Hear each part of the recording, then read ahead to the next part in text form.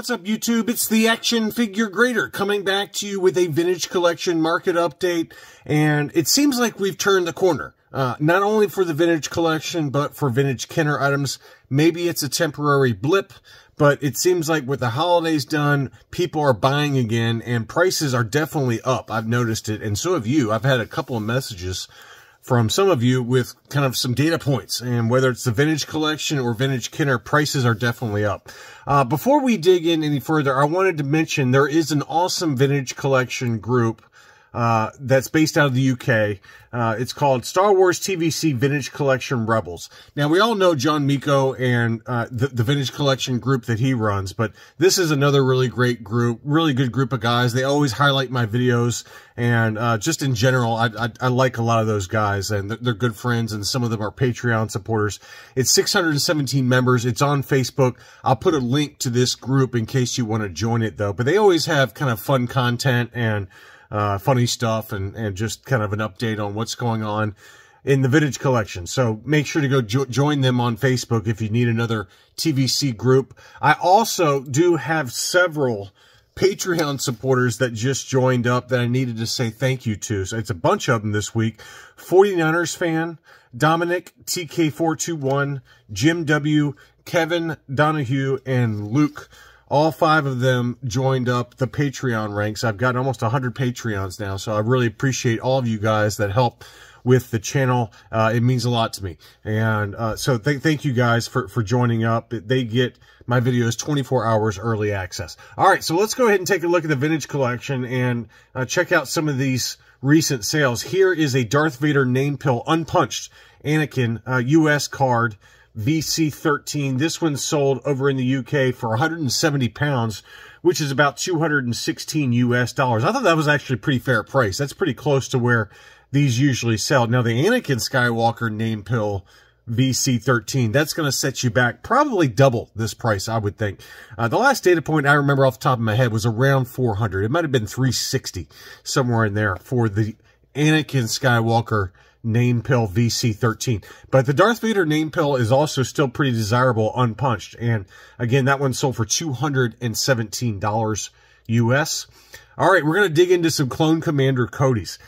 There was another unpunched Clone Commander Cody that sold. But first of all, I wanted to show you these 2 foils. They were beauties. Really, really pretty Ultimate Galactic Hunt Clone Commander Cody foils. This one sold for $180 US. Very good condition, though, just very light edge wear on that one. And then this one was in very clean condition as well and sold up in Canada for 275 Canadian dollars, which is 204 US dollars. And this one was the Canadian example. We talk about that all the time, about how the Canadian examples are much more rare than the US examples. One is produced in Canada for every about 10 US versions. So to get the foil version Clone Commander Cody on the Canadian card back, that's a pretty good deal at $204, and a price I'd definitely pay all day long.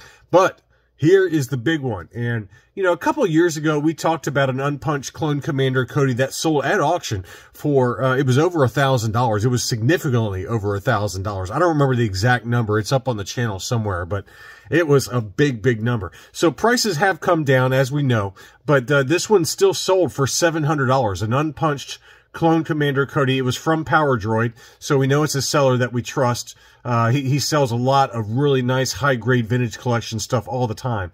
So this was a VC19 unpunched Clone Commander Cody US card, and it did sell for $700 in a buy-it-now situation, which I think is actually pretty fair relative to where these were selling. But, you know, I'd say it was about a year and a half ago, maybe 2 years ago, where it was over $1,000. It was around $1,300. Somewhere in that ballpark. It might have been even higher than that if memory serves.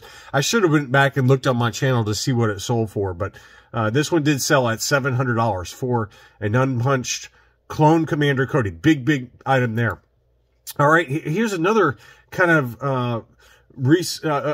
one that seems to have kind of bounced off the lows, and that's VC20 Yoda on the Revenge of the Sith card back. So this is not the Canadian, you know, very expensive one, but even this one got kind of down around 80 bucks or so at one point. And this one sold over in the UK for 110 pounds, which is 140 US dollars. So, kind of off the lows. Jango Fett's another one, and we've talked about that. It's probably because once Hasbro announced the re-release and that it was going to be in the deluxe box instead of the more traditional box with the window and plastic bubble and things like that, it seems like people said, well, I don't want the re-release now because it's in that crappy deluxe box, so why don't I just go ahead and go get the original VC34, because that one did also kind of get down to low around maybe $100 or so. I saw a few examples even below that, but it's since bounced way back up to kind of where it was selling for before that, which was about 130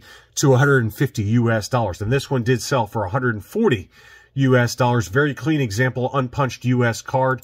Next up, Ahsoka. This is one that has kind of not bounced at all.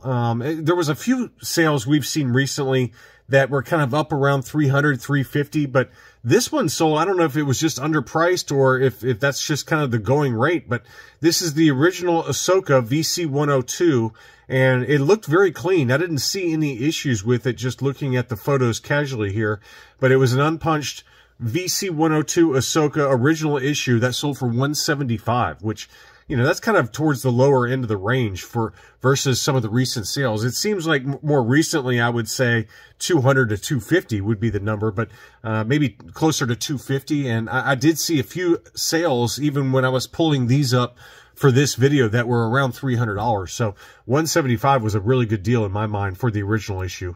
Next up, we've got a few different AT-ATs that sold. I've got, I think, 2 on the Return of the Jedi Toys R Us packaging, and then 1 on the Empire Strikes Back packaging. This one sold in an auction for $480 plus $43 shipping, so let's call that $520. And then this one sold in a buy it now situation for $525 plus $30 shipping. So that gives you a pretty fairly tight data point to aim for, tight price range for the Return of the Jedi packaging. But the Empire Strikes Back packaging has really jumped up lately. I found several data points that were all around this number, so this was not an anomaly. This one did sell for $820, and admittedly, it did look pretty clean overall. I had one crunch in the corner, but still, $820 free shipping on that one. I found a couple of other data points for between $775 and $850 for the Empire Strikes Back packaging. And rightly so, you know, it looks pretty awesome with that ESB packaging and the Hoth kind of setup there for the box art. That's a really incredible item there. Next up, the original Millennium Falcon, 2012 Toys R Us exclusive. This one sold for $700. Free shipping, and then we did see one that Brian's Toys had that sold for a little under $550, but I think with shipping it was a little bit more than that. So $700 is definitely a little bit higher than where the one sold for at auction, but I wanted to point that one out. The Imperial Salt Tank Commander, this one did sell down in Australia for 200 Australian dollars, which is 133 US dollars, and that one's definitely a little higher than where I've seen this one sell, but anywhere from kind of 85 to 150. It's kind of all over the map. It just depends on who's looking. But that's a really nice looking card back, and certainly one that continues to command pretty good money despite it being a later release. I do have some graded items I wanted to show you. This one was the foil Clone Commander Cody proof card that was at SDCC, the SDCC giveaway card. This one was an AFA 9.0, unpunched as well, and that one sold for $100 plus $15 shipping. Same seller also had the Princess Leia in her slave outfit, graded 9.0 on the modern scale, again unpunched. That one sold for $150 plus $15 shipping. I thought that was a pretty good deal, given that we've seen a few of them here lately that may be slightly higher grade. I think it was a 9.25 that sold for over $200. So $150 on that one I thought was a pretty good deal there. I was kind of confused on this one. So the Power Droid had a few high-grade TVC 1.0 for sale. So the Return of the Jedi Stormtrooper with the Prototype Fett offer sticker, 9.0 modern scale, sold for $131.50. And then the Revenge of the Jedi Stormtrooper, this one sold for $114.50. So I don't know why. To me, I would think that the Revenge of the Jedi offerless packaging would have sold for more in the same grade. But that one was a 9.0, and this one was also a 9.0. So it's not like one of them was uncirculated and one of them was not. They were both circulated, 9.0s, yet the retail release Return of the Jedi sold for more money than the Revenge of the Jedi offerless Stormtrooper. So I was a little surprised on that one. Over in the UK, we had several very high-grade examples from UKG that sold. This was an uncirculated 95 UKG Kylo Ren. That one only sold for 50 pounds, which is $64 US plus shipping. I thought that was a really good deal. Same seller also had an uncirculated 95 Infus Nest that sold for 51 pounds. Another very good deal on that.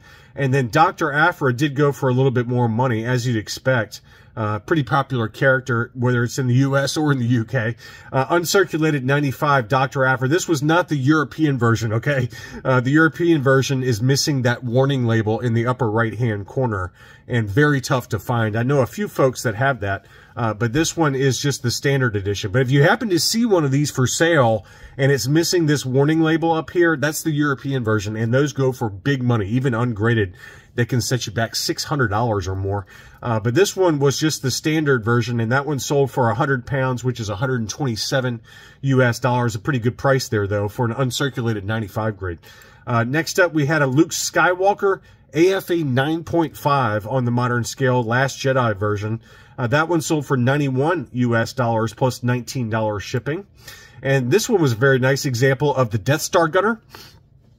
This was an uncirculated 9.0, and that one sold down in Australia for 295 Australian dollars, which is 197 US dollars. So that one went for a lot of money. And, you know, again, I don't know if it's because it's down in Australia, maybe they have less inventory, but it was definitely a little bit higher than what I was expecting on that. And then Disruptor, another very trusted seller on eBay. He had an uncirculated 9.0 Darth Vader Death Star 2, which is obviously the removable helmet. And I always said that Bib Fortuna, the fat Bib Fortuna, was my favorite from 2023, but I forgot about this figure. This is definitely probably the best figure of 2023, in my opinion, is definitely the removable helmet Darth Vader. I just love that figure. That's a beautiful figure. Beautiful card back as well. That one did sell for $160 plus $16 shipping. So I think that was it for this video, but I just wanted to kind of cover some recent sales. But, you know, it wasn't like everything is up. There's going to be certainly exceptions here and there, but I did kind of notice here lately that the vintage collection, whether graded or ungraded, has definitely kind of bounced a little bit, and the same can definitely be said for vintage Kenner items, which you'll see in a few videos next week. Thanks as always for watching, and I'll be back soon.